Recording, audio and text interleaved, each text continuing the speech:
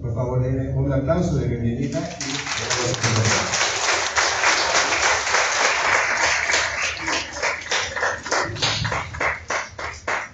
Muchas gracias por el aplauso, muchas gracias por la bienvenida.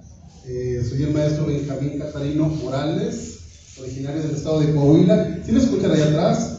Porque luego se viene ya el ruido de la felicita, ¿verdad? Entonces, a todos les agradezco esta tarde su asistencia y su interés por conocer más, por conocer sobre este grupo, importantísimo grupo étnico del estado de Coahuila. Me da mucho gusto que estén aquí. Le doy la bienvenida a todos los asistentes, a los amigos que están aquí, a los amigos, a los compañeros de viaje, compañeros de vida, muy agradecido, a la maestra, a la señora, madre de muchos de nosotros, Laura Livingston, gracias madre por estar aquí.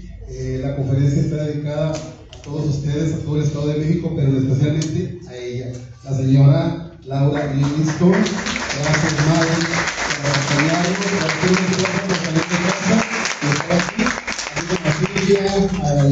al maestro ahora la doctora Livingston, a todos los amigos, a Nelly que viene de modelo, a Pati Garza, Santiago, a todos los amigos. No quiero que se me vaya nadie ni se me vaya a sentir, pero va dedicada para todos ustedes, para toda la gente del Estado de México y de esta bonita fiesta que es Acolman Renace. Muchas felicidades por tan bonito evento y a todos los organizadores también. Además que muchas gracias por la invitación. El agradecimiento, por favor, se lo agradecemos a la maestra Vidrios y a toda la organización de esta administración. Entonces, vamos a dar inicio a esta conferencia, a esta charla. Más que conferencia o charla, yo quisiera que lo viéramos como una plática, así como que entre amigos. Normalmente cuando hay ese tipo de conferencias, suelen ser un poquito tediosas o fastidiosas porque se utilizan términos científicos, términos estadísticas, todo eso. Y a mí me gusta estar así como que quiero que me entiendan, quiero que ustedes se sientan a gusto, que lo que vayamos a conocer, que lo veamos como si se lo estuviera platicando su mejor amigo. Entonces, ¿qué les parece si lo hacemos de esa manera?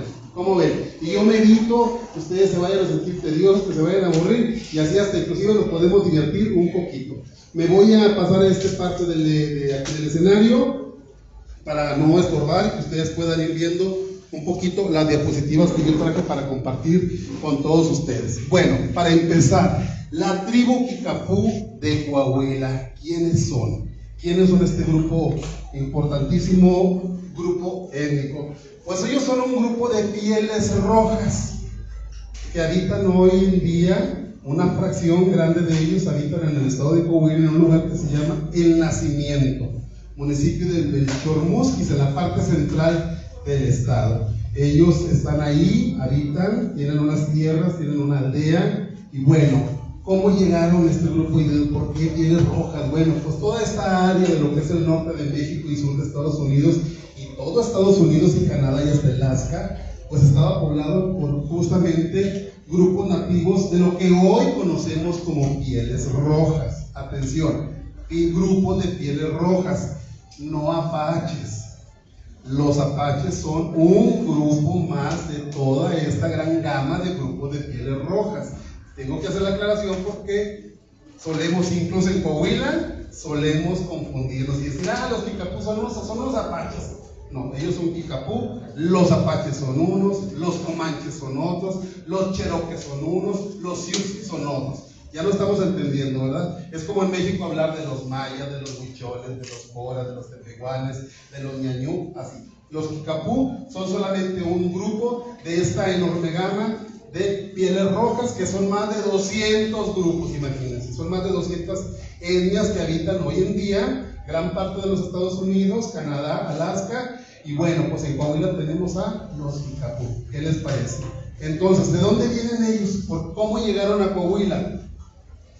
Ellos son originarios de la región de los Grandes Lagos, allá cerquita de Nueva York, de lo que hoy en día es Nueva York, en la frontera entre Norteamérica o Estados Unidos de América y Canadá. Ellos eran sus tierras por miles de años, hasta que llegaron los europeos, llegaron los franceses, llegaron los ingleses, llegaron los holandeses y, como siempre, pues los desplazaron. Hace ya eso casi 500 años. Esa historia creo que como que nos es familiar, ¿verdad? No la sabemos.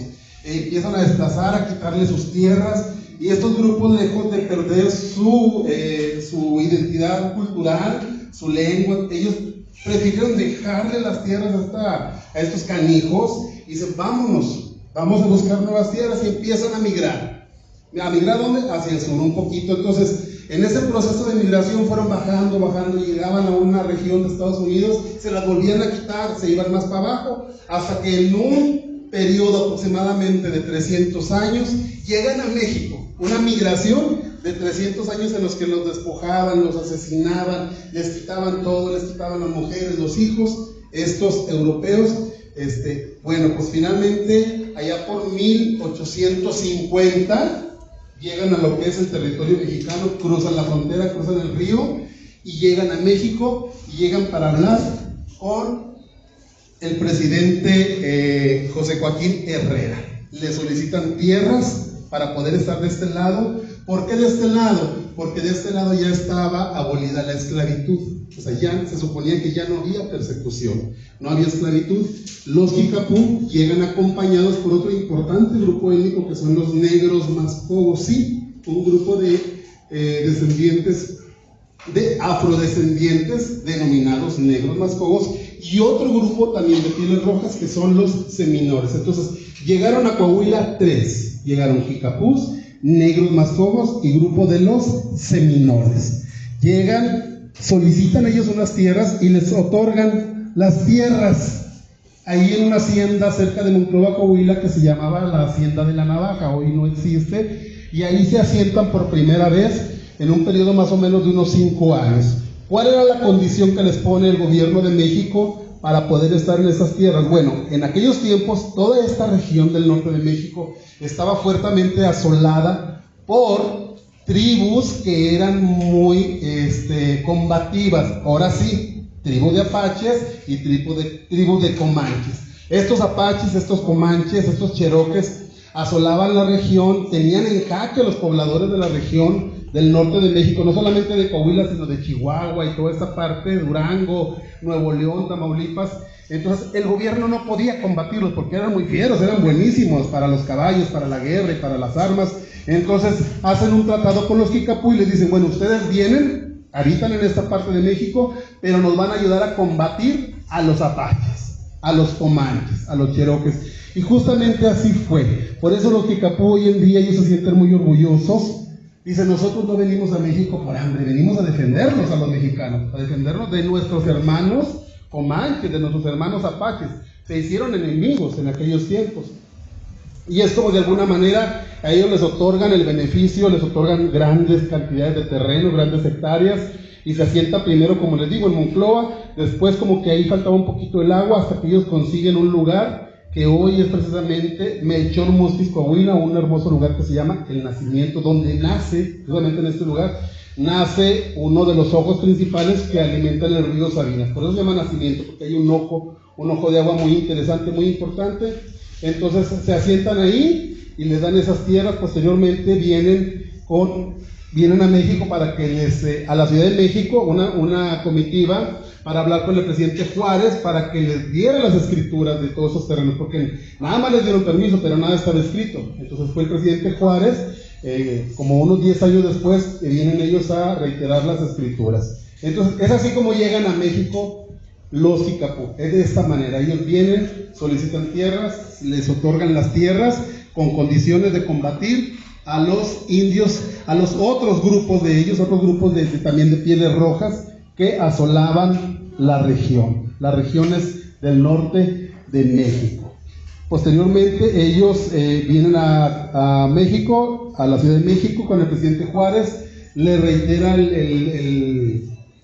las escrituras, pero no estaban conformes y ellos querían tener más, y hacen una comitiva, y después de la intervención francesa, vienen inclusive con el emperador Maximiliano. Dice, bueno, Juárez ya lo quitaron, ya hubo una intervención, ahora pertenecemos al segundo imperio de Astrohúngaro, y ahora tenemos un emperador, pues vamos con el emperador, y se vienen y hablan con una comitiva de negros Mascogos, de Kickapús y seminoles vienen y hablan también con el emperador Maximiliano, y ellos todavía tienen los documentos firmados por el presidente, primero por José Joaquín Herrera, después por el presidente Juárez, después por el emperador Maximiliano. Aún los conservan ahí en la tribu, en lo que es hoy lo que es su tierra, ¿verdad? Su centro ceremonial. Entonces, eso más o menos a grandes rasgos. Estoy poniendo aquí algunas diapositivas de los grupos. Hay una pintura muy especial, justamente es el encuentro que tienen los Kickapoo. Esta pintura está ahorita en el castillo de Chapultepec, en el Museo del Castillo de Chapultepec. Ahí existe esta pintura. La verdad que no recuerdo, me aprendí en algún tiempo el nombre del autor de la pintura, pero es de 1865 y es justamente aquel encuentro que tienen los Kickapoo. Ya me falló el láser. Que tienen los Kickapoo, que tenemos aquí, algunos negros mascobos, aquí de alguna manera, con el emperador Maximiliano y la emperatriz Carlota. Esta pintura está en el castillo de Chapultepec, en el museo. A veces está en exposición, no es de las permanentes, a veces las guardan y luego las vuelven a sacar. Entonces, más o menos es la manera en que este grupo étnico vive en Coahuila. Posteriormente pasa el tiempo, viene la época de la revolución, con este movimiento armado, pues obviamente poco a poquito la población coahuilense, la población de gente como nosotros, gente mestizo, les empieza a quitar las tierras poco a poquito. Ellos se molestan mucho y entablan una especie de guerra con la gente de la región, porque pues a ellos les habían dado y tenían los papeles y las escrituras firmadas desde Maximiliano hasta Juárez. Entonces viene la revolución, muchos de ellos se enlistan en la revolución, forman parte de este movimiento armado. Después, posteriormente termina la revolución y ya con el presidente Cárdenas, nuevamente le reitera, y ahí tenemos una imagen donde se está entrevistando el antiguo jefe papícuano, en aquel tiempo se llamaba, se está entrevistando con el presidente Lázaro Cárdenas, ahí mismo en la tribu. Él fue hasta allá, el presidente Lázaro Cárdenas, y le reitera y le reintegra todo lo que son sus tierras sagradas. Más o menos hasta ahí un poquito de lo que es la historia, quiénes fueron, desde dónde vienen y cómo es que llegan a México. ¿Alguien tiene alguna duda hasta aquí? ¿Alguna pregunta? Continuamos. Casa tradicional. ¿Cómo es la casa de los Kickapoo? Bueno, ellos tienen dos tipos de vivienda tradicional. Una de invierno, que se llama Apacuenicane, y otra de verano, que se llama Apuenicane. Una es de forma cilíndrica, como la que estamos viendo, que es la Apacuenicane. Antiguamente eran unas viviendas, unas chozas de forma cilíndrica, chiquitas, pequeñitas. Están hechas con un carrizo que se llama tule, es una planta acuática, muy común en todo México. Ellos la hace la mujer, por lo regular es la costumbre o es la tradición que es la mujer, porque la mujer es la dueña de la casa. O sea, ellos la hace la mujer porque finalmente es la dueña de la casa. Entonces es la mujer la que hace. A los 6 meses, cuando termine el periodo invernal, más o menos en estos tiempos ahorita, ya terminaron. Ellos destruyen la casa, las mujeres destruyen la casa y vuelven a hacer otra de forma cuadrangular y más grande, con dimensiones más grandes, que es el Apacuenicane. Ahí tenemos otra de forma, quise integrar estas fotografías que son antiguas, ¿verdad? Y ahí tenemos una más o menos reciente, de unos 15 años, donde tenemos la casa de invierno. ¿Por qué chiquita y por qué circular? Precisamente porque resguarda, como los hornos que tenemos donde hacemos el pan, son circulares, resguarda el calor de manera más eficiente. Tomando en cuenta que las temperaturas en estas regiones, en la época invernal, pues suelen bajar los 0 grados de temperatura. Entonces en el desierto, en un lugar muy húmedo, donde está el río, donde emana el agua, pues seguramente es un lugar muy muy frío. Entonces tienen ese tipo de casa, pero además la traen desde siempre, o sea, desde que vivían en estas partes de los alrededores de Canadá y norte de los Estados Unidos, ya traían la tradición. Ellos cuentan que su Dios, que más adelante vamos a hablar de él, que fue su Dios el que les enseñó a hacer este tipo de casas, cómo hacerlas, cómo construirlas y cómo quitarlas, todo eso. Entonces ahí tenemos el tipo de vivienda, y aquí tenemos la de verano, que es cuadrangular. Bueno, obviamente el techo tiene una forma semiesférica, pero el cuerpo de la casa es un cuadrado, un rectángulo más bien, extraordinariamente ponen una especie de zaguán al frente. No sé cómo le llamen aquí a esta parte donde salen a descansar, que hace un poquito de sombra. Una especie de terraza. Allá le decimos zaguán en esas partes. Una especie de terraza que es la casa de Verán, obviamente es mucho más alta, mucho más grande, para que tenga más espacio, para que entre un poquito el fresco. Ahí tenemos nuevamente la casa invernal. Aquí tenemos algunos ejemplos de otros ángulos de la casa de verano. Apacuenicane se llama la casa invernal, Acuenicane la casa de verano. Aquí hoy en día ya son muy grandes, inclusive las casas de invierno ya las hacen ya no las hacen tan pequeñas. Lo digo esto con conocimiento de causa, porque la mayoría de las fotografías antiguas que tenemos de ellos, de las que tenemos nosotros, las casas de invierno eran muy chiquitas. Vimos ahorita al principio que casi la altura del personaje, ¿no? Entonces hoy en día pues ya esta es una casa de invierno y fácil tendrá unos 4 metros de altura, ¿ya? Donde cabe toda la familia. Aquí tenemos un ejemplo de la casa en función, la casa de invierno, el Apacuenicane, pero en la parte de atrás está la casa de verano, el Apacuenicane, pero no tiene techo. Ahí vemos la estructura, o sea, no está funcionando. Entonces sí está funcionando a lo mejor la terraza, como dicen ustedes, pero donde duermen, donde rezan, donde llevan su vida cotidiana, pues es en la casa, en este momento, en la casa de invierno. Ahí tenemos otra vez el mismo ejemplo, visto desde otro ángulo. Aquí tenemos un ejemplo, esa la quise poner porque está ahí lo que es el bosque, el lugar muy bonito donde ellos habitan, donde ellos viven. Un ejemplo más. Esta seguramente estuvo muy pesado el invierno para que le pusieran este tipo de mantas, estuviera cubierta. Y bueno, aquí tenemos unos ejemplos más. Otro ejemplo más, a un lado del río, casas de verano. Otro a un lado del río, casa de invierno. Este es de invierno, es cilíndrica pero ovalada. Y aquí tenemos más ejemplos del hermoso lugar donde ellos habitan actualmente. Extraordinariamente hoy la mayoría tiene ya también su casa como nosotros, o sea, casa de bloc, casa de ladrillo, de concreto, pero sin embargo, teniendo la casa de concreto como la que tenemos nosotros, todos conservan su casa tradicional a un lado o enfrente o atrás, siempre.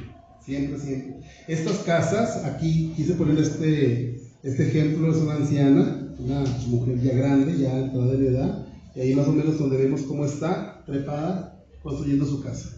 Y esto lo hacen cada 6 meses. Cada 6 meses es muy caro, económicamente hablando es un precio muy elevado, no es fácil, gastan aproximadamente cada 6 meses en quitar y hacer la casa nueva como 200,000 pesos. Yo sé que es difícil creerlo, que vas a gastar 200,000 pesos cada 6 meses, pero así es. Me consta, lo he vivido y ahorita vamos a ver de dónde sacan tantos recursos, pero ellos tienen esta facilidad hoy en día, lo han tenido siempre y gastan mucho en quitar y volver a hacer la casa según la temporada que toque. Aquí tenemos a la señora. Como dato especial, bueno, más adelante también lo voy a mencionar, todas sus casas tradicionales, tanto de verano como de invierno, ellos lo consideran un templo. O sea, además de ser la casa donde viven, también es un templo. ¿Qué quiere decir? Que cada una de estas casitas son sagradas, sumamente sagradas, porque dentro conservan el fuego sagrado. Más adelante lo vamos a ver. Todas están orientadas, la entrada de la casa, absolutamente todas están orientadas hacia el oriente, por donde sale el sol. O sea, todas las casas lo primero que ve el amanecer es el sol, que va saliendo y el sol se pone en la parte de atrás de la casa. Todo el pueblito, todas las casas están orientadas hacia la salida del sol, porque Dios es el primero que entra a la casa siempre. Quise poner otro ejemplo de una casa funcional en este momento, que es la de invierno, y tenemos la de verano, que está nada más en lo que es la pura estructura, los puros barrotitos. Aquí quise poner un ejemplo de lo que hay adentro de las casas, cómo se ven por dentro. Ahí están una serie de baúles donde guardan su ropa típica tradicional, o guardan sus pertenencias más queridas. Así, no tienen, esto es lo único que tienen. Obviamente alrededor tienen una especie de esteras, ahorita lo vamos a ver más adelante, una especie de camas hechas con troncos y con tapetes que ellos mismos confeccionan a manera de camas. Es ahí donde duermen, donde se sientan, está todo alrededor, y ahí están las esteras al fondo de su casa templo. Muy bien, tipo de gobierno. ¿Cómo es que ellos llevan su forma de gobierno. Bueno, obviamente hoy en día están en los dos, o sea, viven dentro de México, aunque ellos se consideran que el nacimiento es un país aparte, ellos así lo consideran, ellos consideran que son autónomos del gobierno federal o de México, no se consideran mexicanos, se consideran Kickapoo, y consideran que su pueblo es una nación, es la nación Kickapoo dentro del país mexicano, ¿verdad? Así lo quieren considerar ellos, pero obviamente legalmente eso es imposible, no es así, están sujetos a las leyes de este país en todos los sentidos, pero al interior de su comunidad sí tienen su tipo de gobierno, que es de manera hereditaria. ¿Qué quiere decir? Que a través de los cientos, quizás miles de años de existencia de la tribu Kickapoo, siempre han sido la misma línea en cuanto a genética y todo, hasta aparentemente casi 50 años, ahorita les voy a explicar por qué, pero siempre han sido los hijos del jefe de la tribu, luego el primogénito, luego quien él decidiera, pero siempre se conservó una línea de sangre, de herencia, hasta que se rompió hace algunos años. Ahorita les platico por qué. Aquí tenemos a uno de los jefes más emblemáticos, que este señor se llamaba Papícuano, vivió 125 años, murió allá por la época de los 60, conoció a Tata Lázaro Cárdenas, seguramente de niño haber conocido por ahí a los revolucionarios, a los más anteriores. Según él y según lo que cuenta, porque no tenemos actas de nacimiento, no tenemos nada, hemos tratado de localizarlo, pero según Papícuano y según él, tenía 120 años al momento de su muerte. Es uno de los últimos, ahí lo tenemos ya muy viejecito, ¿sí? Muy viejecito ahí con sus hijas. Pues estas señoras que también ya son gente grande, eran sus hijas. Esta es una de las fotos que conservamos. Entonces es Papícuano. Posteriormente Papícuano hereda, por supuesto, la jefatura a su hijo, que es este señor que está cantando aquí. Cuando Papícuano muere, le hereda la jefatura, pero este joven no vivía en México, no vivía en el nacimiento, él vivía en Oklahoma, donde también hay otra fracción de los Kickapoo. A este muchacho tenía algunos problemas, entonces nunca quiso hacerse cargo de la jefatura. Por primera vez en la historia de los Kickapoo, este joven no se hizo cargo de su puesto, que era de la corona, por así decirlo. Entonces se juntan un grupo de ancianos de la tribu, ahí lo tenemos nuevamente, hacen el grupo de sabios, de ancianos de la tribu, y deciden que uno de los jefes, de los sacerdotes principales, pues lleve las riendas de la jefatura. Este es el hijo de Papícuano, no quiso la jefatura y la toma don Adolfo Ánico, que es el que estamos viendo aquí en la imagen. Él no era jefe por herencia, ni por derecho, ni nada, era uno de los sacerdotes mayores, así que ahí lo designan de alguna manera. Él toma la jefatura por algún tiempo, hasta el día de su muerte. El verdadero jefe no le interesaba todavía, le rogaban a los miembros de la tribu que viniera a hacerse cargo y decía que no. Tengo entendido, no me consta, pero sí se oye el chisme de que ya muy grande estuvo en prisión. El verdadero jefe estuvo en prisión en los Estados Unidos. Posiblemente sí, pues son gente como nosotros también, que viven en una sociedad y que se pueden meter fácilmente en problemas. Seguramente sí estuvo por ahí encarcelado y no quiso regresar a México. Hasta ahora, ya que es muy grande de edad, anda por ahí, pero aún así no quiere ser el jefe. Entonces tenemos a don Adolfo Ánico, toma las riendas o la jefatura de la tribu, tanto jefe religioso como jefe político. Después él hereda el puesto a este magnífico hombre que está aquí, es el gran jefe Chacoca. Es uno de los, es el penúltimo, literal, un gran amigo mío. Durante más de 30 años conviví con este personaje, ha sido uno de mis fuentes de información más fidedignas, directas, hermano, amigo de estar con ellos conviviendo, porque bueno, esta información que estoy compartiendo con ustedes son más de 30 años de estar conviviendo con ellos, de estar investigando y de estar teniendo información directa y fidedigna directamente con ellos. Además, por supuesto, de la información histórica y documental y bibliográfica que también tenemos. Entonces él fue Chacoca Ánico, murió hace poquito, hace aproximadamente 5 años, lamentablemente se nos fue. Y bueno, pues él deja a la vez a su hijo, que es el actual que tenemos. Este es el que está ahorita, hoy actualmente es el jefe de la tribu. Él es muy joven, Él también se apellida Ánico, y está al frente de la tribu. También es amigo mío. Entonces, me duele mucho decirlo, pero hoy en día parece que hay problemas ahí ahorita. Actualmente hubo algún detalle fuerte legal. Entonces no sé cómo esté ahorita. Ahorita en este momento desconozco quién está al frente de la tribu, pero parece ser que hubo algunos problemas con este joven, quizás por su juventud, por su inexperiencia, pero es así como es su tipo de gobierno, de manera hereditaria, consanguínea. Religión. Su religión es monoteísta, ellos creen en un solo Dios. No tiene nada que ver, no es ninguna rama sobre el cristianismo ni sobre la forma en que nosotros pudiéramos verla. Ellos creen en un Dios, en un gran espíritu, le llaman Kitzigiata. Kitzigiata en la lengua kikapu significa precisamente el gran espíritu o el gran misterio. Ellos, este espíritu de ellos, que ellos veneran y que obedecen, nada lo tienen escrito. Ellos dicen que no son como nosotros, que no tienen que tener una especie de Biblia. Todas sus creencias, todo está en su tradición oral y tradición de memoria. Todo lo tienen en su memoria, nada lo escriben y todo lo van transmitiendo a través de la tradición oral. Su dios Kitzigiata, su gran espíritu, habita en diferentes niveles y en diferentes áreas. En el nivel celestial, o en el nivel de aura, habita en el cielo. Hay un lugar, hay un cielo. Ellos tienen un cielo Kikapú, donde habita Kitzigiata, en un lugar donde hay muchos venados para cazar. Venados para cazar, más adelante vamos a ver por qué. Ahí habita su Dios. Este Dios tiene forma de ser humano, es un joven. Ellos dicen que es un joven, algo así como un Jesucristo. Tiene forma de ser humano, a pesar de que habita en estas regiones. En el plano terrenal habita en el interior de los venados. Ellos creen que su Dios, que su gran espíritu habita en el interior de los venados, en una parte muy especial que está en las costillas de los venados. O sea, no en todo el venado ni en cualquier parte.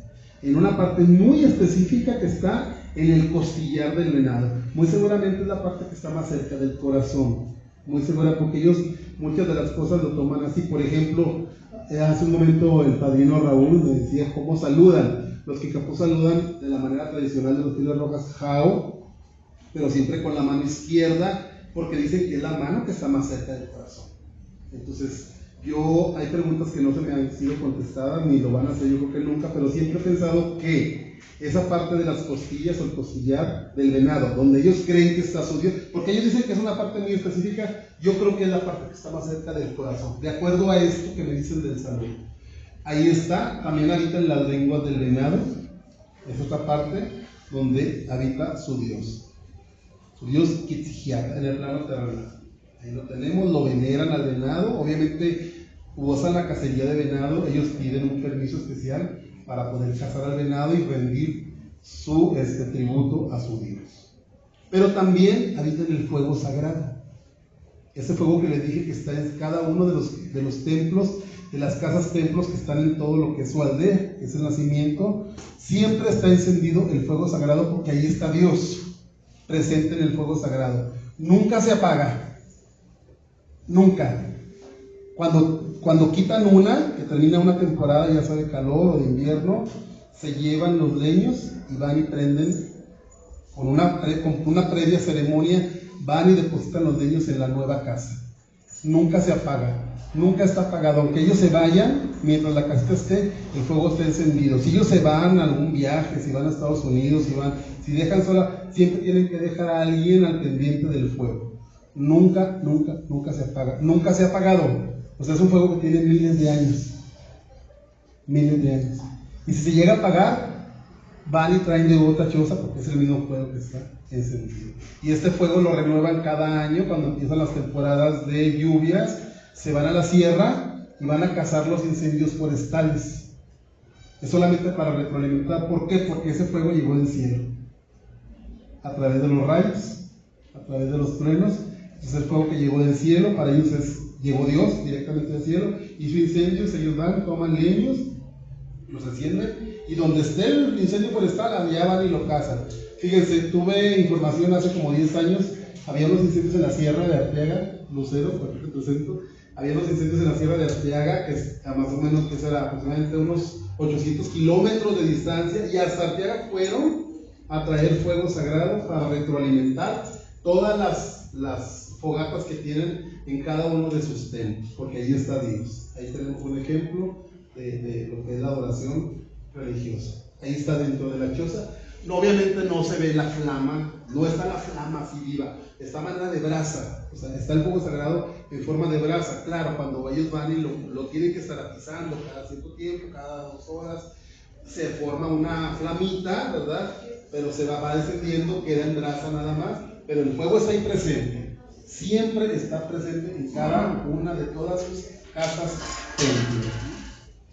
Quise traer este ejemplo porque en alguna ocasión que estuvimos allá con ellos visitándolos, haciendo trabajo de investigación, además viéndolos y compartiendo con ellos, el maestro Rodolfo, que es un amigo, él no es Kikapú, es un amigo muy querido por mí, por muchos de los que estamos aquí. Aquí obviamente nos dieron permiso de quedarnos, de pernoctar en una de sus chozas, en la parte de adentro, lo cual no es común que te den permiso porque es una casa templo, es sagrado. Sin embargo, pues ellos ya tienen cierta confianza con nosotros, entonces nos dan permiso de quedarnos ahí.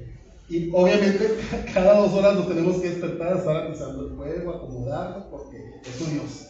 Ahí estamos al maestro Rodolfo todo desvelado, ¿verdad? Cuidando el fuego sagrado. Él no es Kikapú, él es un gran amigo. Quise traer el ejemplo, ¿sí? El maestro Rodolfo. Bien, después de ver esta parte de lo que es su religión a grandes rasgos, ahorita vamos a ver más cosas, más aspectos. Tenemos el vínculo matrimonial. Bien, pues como nosotros, ellos también se juntan, se reúnen, hombre, pareja, mujer. Sin embargo, comúnmente ellos no tienen una ceremonia de casamiento. Es decir, más bien nunca la tienen. Simplemente se conocen, se hacen novios, se va a vivir ella a la casa de él o él a la casa de ella, no hay ningún problema, y ya forman una familia. Ya una vez que vienen los primeros hijos, la comunidad a través de los sacerdotes les designa un terreno especial para que se funde una nueva casa templo, porque ya hay una nueva familia. Pero no hay papeles, no se casan por el civil, no hay una ceremonia religiosa tampoco, no existe, ¿verdad? Simplemente se juntan y así como se juntan, se desjuntan, punto. No existe, su divorcio es tal cual, simplemente se separan, toman un acuerdo, quién se hace cargo de cuántos niños, obviamente trabajan los dos, por lo regular trabajan los dos. Por esto también les voy a contar un poquito, no viene incluido aquí, pero sí cabe un poquito, si nos da el tiempo, de ver un poquito sobre su forma de su economía, cómo llevan aparte su economía, pero así le hacen, tan simple como eso. Entonces ellos se enamoran, se casan, se juntan, y ese ya es una familia, ese es el vínculo matrimonial. El hombre puede tener una o hasta 2 esposas o 2 mujeres a la vez, pero atención chicas, extraordinariamente la mujer Kikapú practica la poliandría. Para los que no están relacionados con la palabra, las mujeres Kikapú pueden tener 2 o hasta más maridos a la vez al mismo tiempo, sin ningún problema. Se los cuento a manera de chisme para ver qué piensan de eso. Las mujeres Kikapú tienen en su base social, no está mal visto. Y yo conocí a una que tenía 3. Canija. Ella tenía como unos 60 años, me acuerdo muy bien. Su primera pareja era mayor que ella, pero tenía uno de 30 y uno de 20 y tantos. ¿Qué tal? Y sin ningún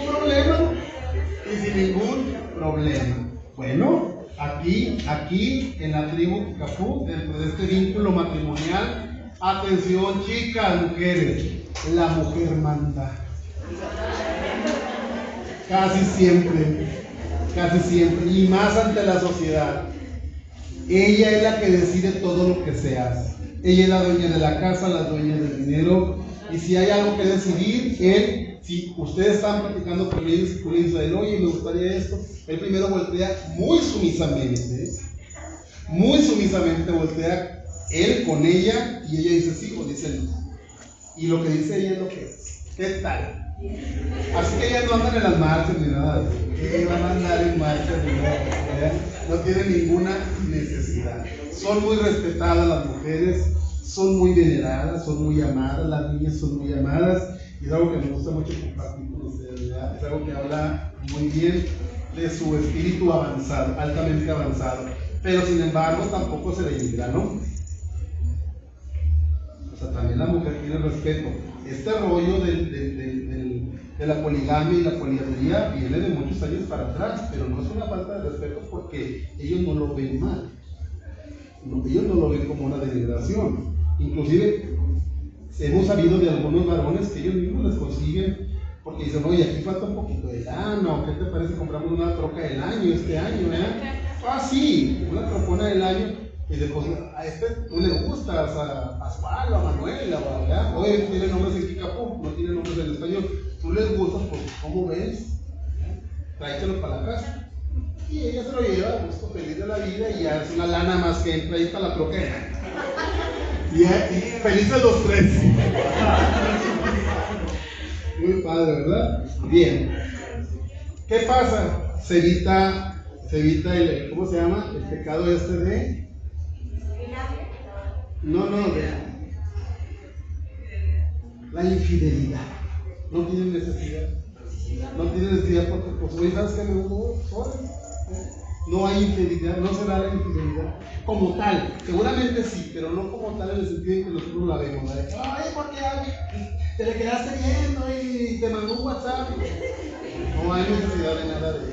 Se evitan muchos chores. Entonces quise compartir algunas imágenes con ustedes. Vean, antiguamente también, como en muchas culturas de toda la humanidad y en todo el mundo, pues también desde muy chiquitas y desde muy jovencitos ya se casaban, nadie se juntaban. Desde los 15, 13, 14 años llegaban a juntarse con hombres adultos, ¿verdad? Últimamente se ha seguido dando, ¿verdad? Pero bueno, pues es parte de su cultura y ojalá algún día se quitara eso. Más que nada, que se le diera un poquito más de